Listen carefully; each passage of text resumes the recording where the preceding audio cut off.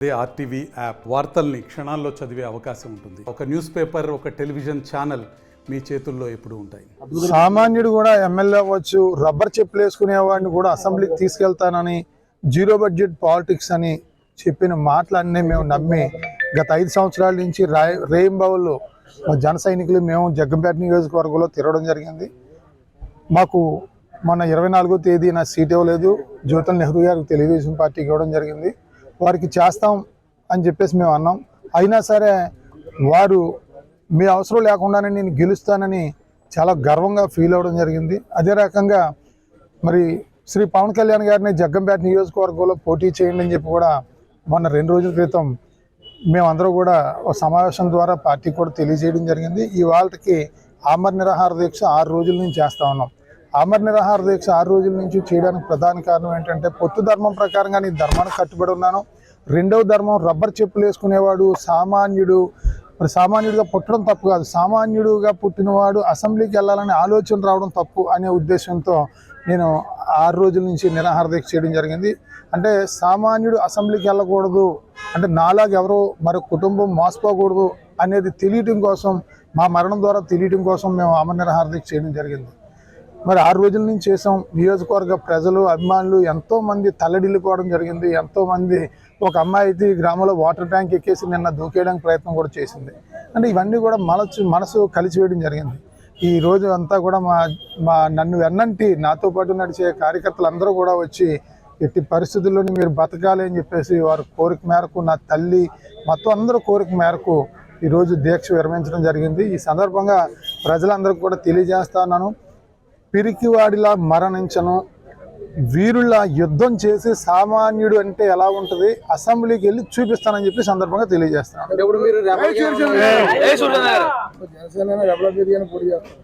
అది ఏ రకంగా పోటీ చేయాలనేది త్వరలో మా కార్యకర్తలు, అభిమానులు అందరితో కూడా త్వరలో మీటింగ్ ఏర్పాటు చేసుకుని అందరి అభిప్రాయం మేరకు పోటీ అయితే తప్పకుండా చేస్తాం. నిన్న మొన్న వైసీపీ వాళ్ళు వారి పార్టీలోకి రమ్మని ఆహ్వానించడం జరిగింది. కానీ ఏదైనా సరే నాతో పాటు నన్ను నడిపిస్తున్న కార్యకర్తలు, నాయకులు ఇష్టం ప్రకారంగా నేను నడుచుకుంటాను. త్వరలో వారు అందరూ ఉద్దేశాలు తెలుసుకుని మంచి నిర్ణయం తీసుకోవడం జరుగుతుంది. పోటీ మాత్రం తప్పకుండా పోటీ చేస్తాను.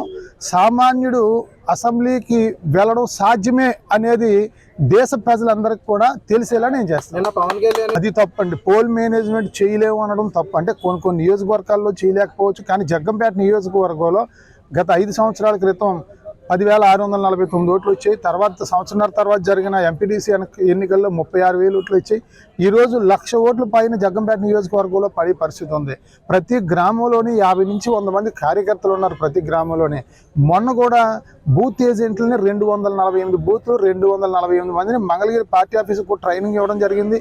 అదే రకంగా 248 బూత్లకి ప్రతి బూత్కి 6 ఏజెంట్లు మేము నిర్ణయం సిద్ధం చేసుకోవడం కూడా జరిగింది. అది ఏ రకంగా పోటీ చేయాలనేది నన్ను నడిపించే, నాతో పాటు వెంటుండే కార్యకర్తలు, అభిమానులు అందరూ ఇష్ట ప్రకారంగా త్వరలో తెలియజేయడం జరుగుతుంది. కొంతమంది ఎన్ఆర్ఐలు, ఇది నాకు సహకరించిన వాళ్ళు ఎన్ఆర్ఐలు ఒక్కలే కాదు, చాలామంది అభిమానులు సహకరించారు, నాతో పాటు తిరిగే జన సైనికులు సహకరించారు. ఆఖరికి నేను ఇంటింటికి తిరిగేటప్పుడు పాటశెట్టి సూర్యచంద్ర నీలాంటి వ్యక్తి ఎమ్మెల్యే అవ్వాలని 50 రూపాయలు, 100 రూపాయలు నా జేబులో పెట్టి వాళ్ళు ఎంతోమంది ఉన్నారు నిరుపేదలు. అంటే ఇక్కడ దీని అర్థం ఏంటంటే, పాటంశెట్టి సూర్యచంద్ర అనే నీతి నిజాయితీ పరుడు అసెంబ్లీకి వెళ్ళాలి, ఇతను గెలిస్తే జగ్గంపేట నియోజకవర్గంలో ఉన్న ప్రతి ఇంట్లోనే ఒక బిడ్డలాగా ఉంటాడని ప్రజలందరూ కూడా నమ్మి నన్ను నడిపిస్తూ ఉన్నారు. నా దగ్గర డబ్బు లేకపోయినా నన్ను నడిపించడానికి, ఆర్థిక సహకారం చేయడానికి వేలాది మంది జగ్గంపేట నియోజకవర్గంలో ఉన్నారు, ఎన్ఆర్ఐలు ఉన్నారు, అందరూ ఉన్నారు. అందరి సమిష్టి కృషి జగ్గంపేట నియోజకవర్గంలో పాటంశెట్టి సూర్యచంద్ర. పవన్ కళ్యాణ్ దయచేసి ప్రశ్నించాలి, జనసేన పార్టీ అంటే ప్రశ్నించడమే అని పవన్ కళ్యాణ్ గారు 100 మీటింగ్లో చెప్పారు. ఆ రోజు ఆయన అలా చెప్పడం జరిగింది, ఈ రోజు ఇలా చెప్తున్నారు. ఏదేమైనా పవన్ కళ్యాణ్ గారు నేను తప్పు పట్టను. ఎందుకంటే 5 సంవత్సరాలు వారి పార్టీలో నేను కొనసాగాను. ఈరోజు నేను నాకు సీట్ రాలేదని చెప్పేసి నేను పవన్ కళ్యాణ్ గారిని విమర్శించదలుచుకోలేదు. నేను మరి ఇప్పుడు మీరు వేరేగా ఇండిపెండెంట్గా వెళ్ళారు. ఇప్పుడు ప్రస్తుతం నేను జనసేన పార్టీలోనే ఉన్నాను. జనసేన పార్టీలో కొనసాగించాలా లేకపోతే ఏం చేయాలి నా భవిష్యత్తు ఏంటనేది నన్ను నడిపించే కార్యకర్తలు.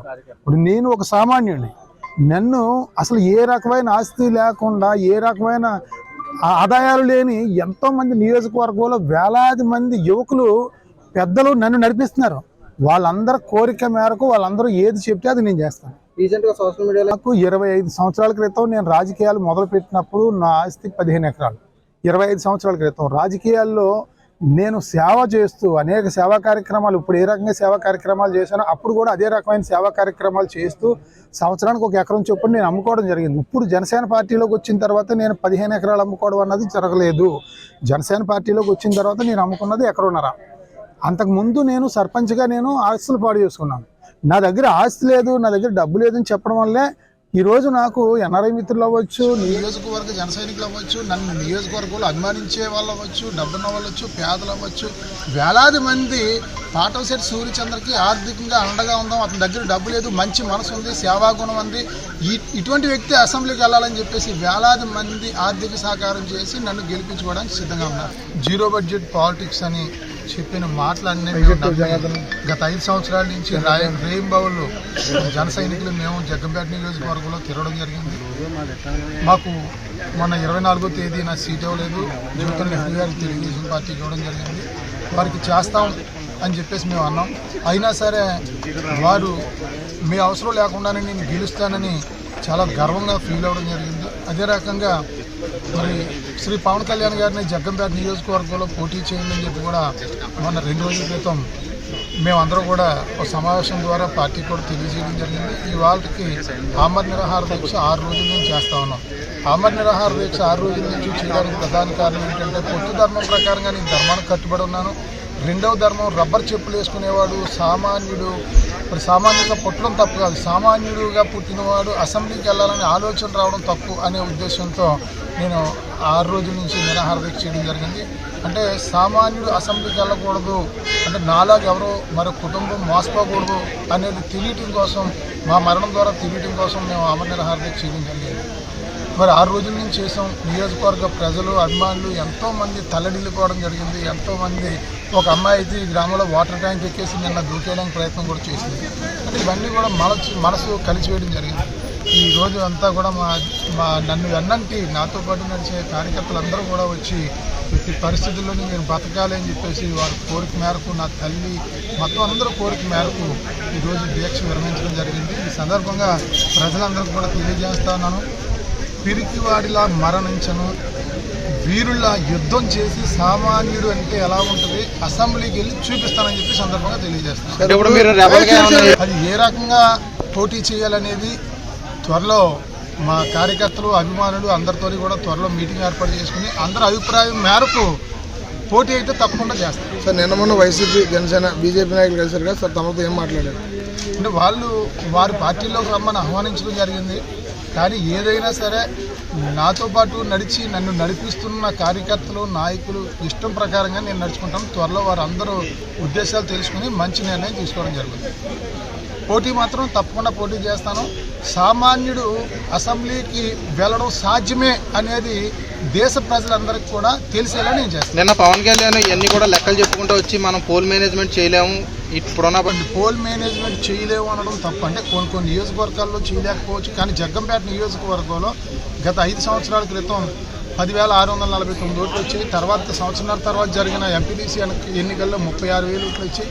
ఈరోజు 1,00,000 ఓట్ల పైన జగ్గంపేట నియోజకవర్గంలో పడే పరిస్థితి ఉంది. ప్రతి గ్రామంలోని 50 నుంచి 100 మంది కార్యకర్తలు ఉన్నారు. ప్రతి గ్రామంలోనే మొన్న కూడా బూత్ ఏజెంట్లని 248 బూతులు 248 మందిని మంగళగిరి పార్టీ ఆఫీస్కి కూడా ట్రైనింగ్ ఇవ్వడం జరిగింది. అదే రకంగా 248 బూతులకి ప్రతి బూత్కి 6 ఏజెంట్లు మేము నిర్ణయం సిద్ధం చేసుకోవడం కూడా జరిగింది. అది ఏ రకంగా పోటీ చేయాలనేది నన్ను నడిపించే నాతో పాటు వెంటుండే కార్యకర్తలు అభిమానులు అందరూ ఇష్ట ప్రకారంగా త్వరలో తెలియజేయడం జరుగుతుంది. కొంతమంది ఎన్ఆర్ఐలు ఇది నాకు సహకరించిన వాళ్ళు ఎన్ఆర్ఐలు ఒక్కలే కాదు, చాలామంది అభిమానులు సహకరించారు, నాతో పాటు తిరిగే జన సైనికులు సహకరించారు. ఆఖరికి నేను ఇంటింటికి తిరిగేటప్పుడు పాటంశెట్టి సూర్యచంద్ర నీలాంటి వ్యక్తి ఎమ్మెల్యే అవ్వాలని 50 రూపాయలు 100 రూపాయలు నా జేబులో పెట్టి వాళ్ళు ఎంతోమంది ఉన్నారు నిరుపేదలు. అంటే ఇక్కడ దీని అర్థం ఏంటంటే పాటంశెట్టి సూర్యచంద్ర అనే నీతి నిజాయితీ పరుడు అసెంబ్లీకి వెళ్ళాలి, ఇతను గెలిస్తే జగ్గంపేట నియోజకవర్గంలో ఉన్న ప్రతి ఇంట్లోనే ఒక బిడ్డలాగా ఉంటాడని ప్రజలందరూ కూడా నమ్మి నన్ను నడిపిస్తూ ఉన్నారు. దయచేసి నన్ను ప్రశ్నించాలి, జనసేన పార్టీ అంటే ప్రశ్నించడమే అని పవన్ కళ్యాణ్ గారు 100 మీటింగ్లో చెప్పారు. ఆ రోజు ఆయన అలా చెప్పడం జరిగింది, ఈ రోజు ఇలా చెప్తున్నారు. ఏదేమైనా పవన్ కళ్యాణ్ గారు నేను తప్పు పట్టిన, ఎందుకంటే 5 సంవత్సరాలు వారి పార్టీలో నేను కొనసాగాను. ఈరోజు నేను ఈ నాకు సీట్ రాలేదని చెప్పేసి నేను పవన్ కళ్యాణ్ గారిని విమర్శించదలుచుకోలేదు. మరి ఇప్పుడు మీరు అది ఏం చేయాలనేది ఇప్పుడు ప్రస్తుతం నేను జనసేన పార్టీలోనే ఉన్నాను. జనసేన పార్టీలో కొనసాగించాలా లేకపోతే ఏం చేయాలి నా భవిష్యత్తు ఏంటనేది నన్ను నడిపించే కార్యకర్తలు. ఇప్పుడు నేను ఒక సామాన్యుడు, నన్ను అసలు ఏ రకమైన ఆస్తి లేకుండా ఏ రకమైన ఆదాయాలు లేని ఎంతోమంది నియోజకవర్గంలో వేలాది మంది యువకులు పెద్దలు నన్ను నడిపిస్తున్నారు. వాళ్ళందరూ కోరిక మేరకు వాళ్ళందరూ ఏది చెప్తే అది నేను చేస్తాను. మరిన్ని వీడియోస్ కోసం ఛానల్ ని సబ్స్క్రైబ్ చేయండి, లేటెస్ట్ అప్డేట్స్ కోసం వాట్సాప్ ఛానల్ ని ఫాలో చేయండి అండ్ లింక్ డిస్క్రిప్షన్ లో ఉంది.